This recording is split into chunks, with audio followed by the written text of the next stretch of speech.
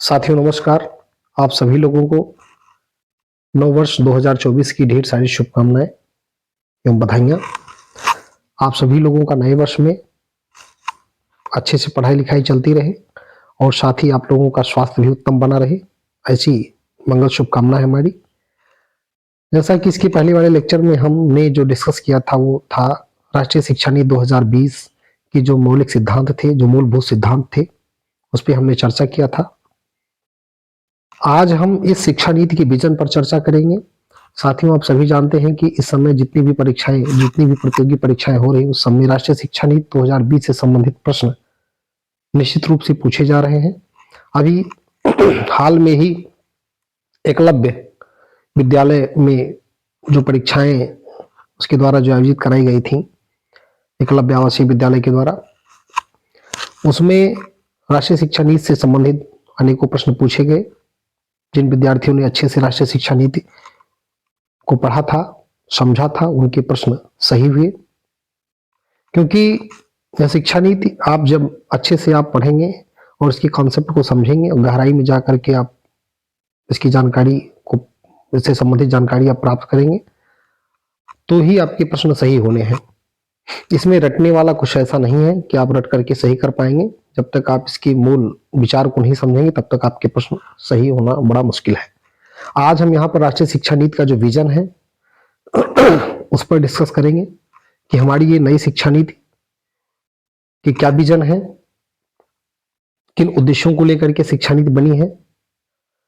आइए देखते हैं। यहाँ पर जैसा कि इसमें बताया गया है कि यह शिक्षा नीति जो है भारतीय मूल्यों से विकसित शिक्षा प्रणाली पर आधारित है। यह शिक्षा नीति विशेष तौर से जो शिक्षा छात्रों को उपलब्ध कराएगी वो एक विशेष गुणवत्ता वाली, उच्चतर गुणवत्ता वाली शिक्षा होगी। और साथ ही साथ यह, जैसा कि भारतवर्ष पुरातन से ही वैश्विक महाशक्ति रहा है, विश्व गुरु कहा जाने वाला देश है हमारा, और वो फिर से उस विश्व गुरु की जो पदवी थी, इसकी जो इसको महत्व दिया गया था, उसको पुनः स्थापित करने का प्रयास किया गया है। इसको फिर से महाशक्ति बना करके उभारना है भारत को। एक जीवंत और न्याय संगत ज्ञान प्रदान करके भारतीय समाज को बदलने का प्रयास किया गया है। उसमें मॉडिफिकेशन करने का प्रयास किया गया है।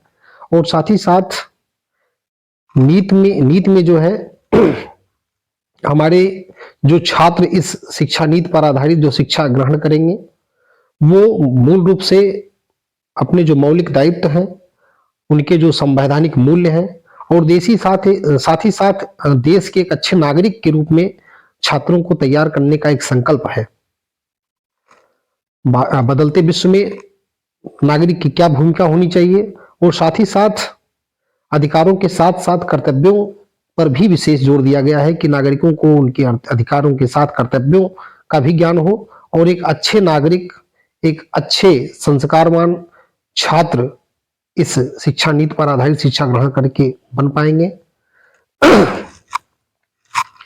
इस शिक्षा नीति का विजन यह भी है कि हमको भारतीय होने का गर्व हो, और साथ ही साथ यह हम ज्ञान प्राप्त करके, हम पढ़ाई करके हम केवल ज्ञान तक ही सीमित ना रहे, वो ज्ञान हमारे व्यवहार, बुद्धि और कार्यों में भी दिखे, ऐसा विजन है। इसके साथ ही कौशल छात्रों के अंदर विकसित हो, स्किल्स, मूल्य विकसित हो, और वो उनकी सोच में भी ये विकास हो। साथ ही साथ मानवाधिकार, स्थायी विकास और जीवन यापन संबंधी भी विषय इसमें सम्मिलित हैं, ताकि बच्चा पढ़ने के बाद वो स्वावलंबी हो, वो सेल्फ डिपेंड हो, वो किसी न किसी कुशलता को लिए हो। साथ ही साथ विश्व कल्याण की भी बात की गई है और विश्व नागरिक बनने की बात की गई है। विश्व नागरिक, एक ग्लोबल सिटीजनशिप की बात कही गई है, वैश्विक नागरिकता की बात की गई है। तो साथियों, इस नीति का कितना ब्रॉड विजन है, हम संक्षेप में कह सकते हैं कि यह शिक्षा नीति किसी भी भारतीय छात्र को एक अच्छे नागरिक, एक अच्छे कुशल नागरिक और एक जिम्मेदार नागरिक, साथ ही साथ सबके अधिकारों का सम्मान करने वाले नागरिक और वैश्विक कल्याण के प्रति प्रतिबद्ध नागरिक का विकास करने वाली यह शिक्षा नीति आपके सामने आई है।